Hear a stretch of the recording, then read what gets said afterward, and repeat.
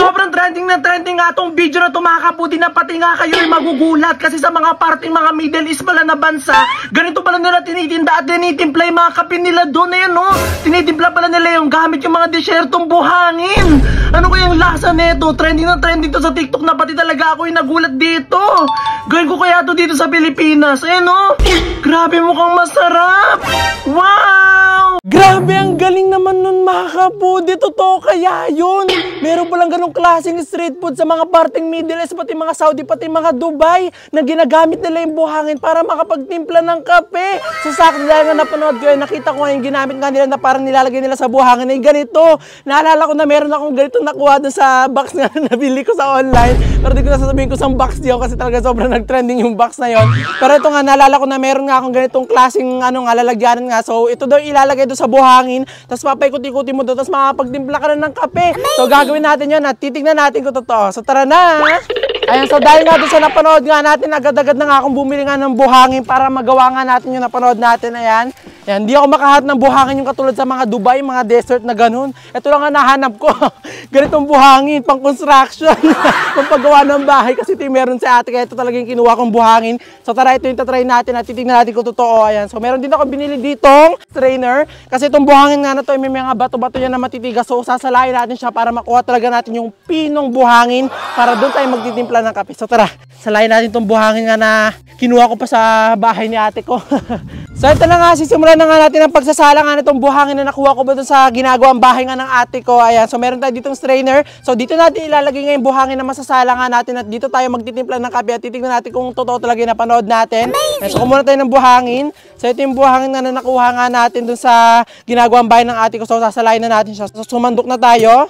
Wala kasi ako mahanap na buhangin yung katulad doon sa parang dessert no, yung mga deserto na buhangin, talagang pinong-pino. Talagang ito lang yung nakita ko, pero tatry natin kung totoo to. So magsala muna tayo. Parang magagawa ng bahay. Ayan, tapos sasalain natin siya. Kakaiba to. Ayan, so kailangan ganyan yung makuha natin. Hindi man katulad doon sa ibang bansa na talagang parang pang desyerto na buhangin. Talaga dapat pinong-pino.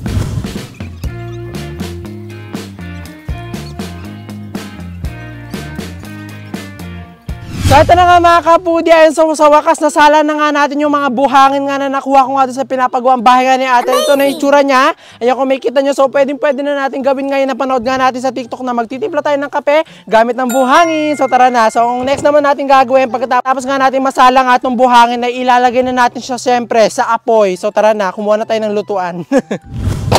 So ito na yung buhangin, so ilalagay na natin siya dito sa ating lutuan. Tapos i-open na natin yung apoy para uminit na yung buhangin. Tapos hintayin na lang natin na uminit nga itong pinakabuhangin na to, tsaka na tayo magtitimpla ng kape.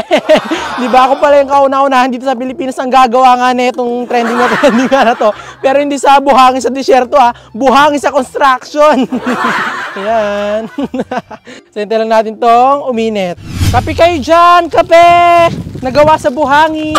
At ito na nga, para nga mas mabilis nga na uminit nga itong buhangin nga na pagtitimplahan nga natin ng kape. Talagang hinahalo-halo ko na nga siya para nga lahat ng buhangin ay uminit. So ito na nga mga kapudi, ayan, so sa wakas nga, ayan, napainit na nga rin natin itong buhangin. Ayan, so hindi na siya pwede hawakan. Ayan, so meron na rin tayo dito mga kape na binili. Ito yung Coffee ko stick, ayan, napakatapang neto. Kasi yung mga taga-ibang bansa siguro mahilig sa mga ganyan katapang na kape. Meron tayo dito Coffee Mate. Tapos meron din akong biniling gatas. Wait lang. Ayan, so ito na nga yung gatas. Bumili tayo ng gatas para talaga mas masarap ngayon maging kape. So tara na, magtitimpla na tayong kape.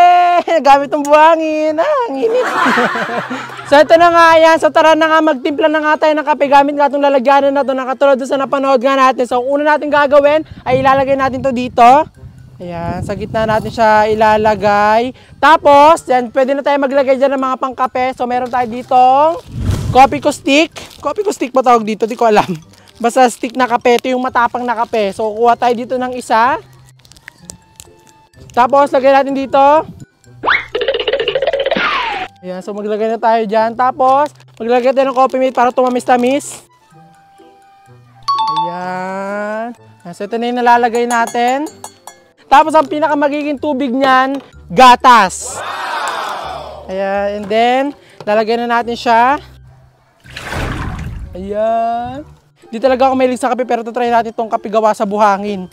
Pagkatapos natin maganyan, imimix lang natin yung pinakaloob para maghalo-halo siya. Mix lang natin yan. And then, tabunan natin ng buhangin itong pinakagilid. Ito na, dahan-dahan lang tayo. Baka kasi yung buhangin mapunta sa kape. So, kailangan dahan-dahan lang tayo.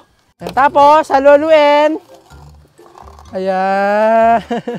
Ayan. So, tsatsagay lang natin siyang haluin para talaga matimpla tong kape. Ano ba yan? Hindi man lang kumukulo katulad na sa napanood natin. Yung napanood kasi natin, pagkalagay pa lang nila ng ganito nila, talagang kumulo na agad. Pero ito, hindi talaga siya kumukulo. Pero try pa rin natin, halu-haluin natin. Tignan nga natin kung umiinit yung nasa loob. Oo nga, umiinit nga. Umiinit nga siya, so ibig sabihin, kukulo talaga to. So kailangan lang natin siyang tiyagain. At ito na nga, patuloy ko nga iniikot nga itong lagayan nga na meron na nga kape para nga kumulo nga katulad na napanood natin. Kaso hindi talaga siya kumukulo. Di ko alam kung sa buhangin ba ang diferensya nun, pero talagang sobrang init na nga nitong buhangin na hindi na nga talaga siya pwede kapitan, pero hindi pa rin talaga siya kumukulo. Tagal naman na itong kumulo. Pero yung pinakakape, mainit na siya. Oh, mainit na sobra kasi hindi siya kumukulo yung katulad na napanood natin. At maya-maya nga sa paghahalo ko talagang umuusok na nga siya sa sobrang init pero talagang hindi siya kumukulo. Kaya naman nagdesisyon na nga ako na tigilan na to para nga matikman ko na yung kape. So ito na nga mga kapudi, so may higit isang oras o magdadalawang oras na nga kami dito pero ito hindi pa nga rin siya kumukulo pero umuusok na nga siya, so ibig sabihin nga mainit na yung kape. So ito yung itsura niya, so tara sasalin na natin siya dito sa ating baso. So ito na yung 1, 2, 3, salin na natin siya. Ayun. Di ba ang init? Umuusok yung baso. So, ibig sabihin mainit talaga yung kape. Amazing! Ang init pala. Ang init. So, ito na. Titikman na nga natin itong kape na ating tinimpla gamit nga itong buhangin. So, titignan natin kung pinagkaiba ng lasa niya kung sa buhangin natin siya itinimpla. So, ito na yung 1. Sobrang init na yung baso. Nakakapaso na yung baso. Talagang napainit niya talaga yung kape. So, tikman na natin to. Titignan natin kung anong lasa. 1, 2, 3. Init. Ang sarap. Kasi parang may parang may crushed graham sa loob. Buhangin pala. Ang creamy, sarap. Ang sarap. Amazing. Siguro kung magtitimpla ako ng ganitong kape, hindi na ako magtitimpla gamit itong buhangin na to. Kasi ang hirap magpakulo, talagang ubos yung gas. Ubos na yung butane namin. O tsaka lang tayo nakapagpainit o nakapagpatimpla ng kape.